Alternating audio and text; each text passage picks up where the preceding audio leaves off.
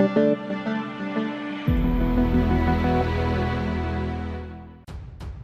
to hard reset Tecno Spark 9T. Step 1. Push power key for 3 seconds and deactivate your mobile phone. Step 2. Then push down volume up and power button at once until you see Tecno logo. Step 3.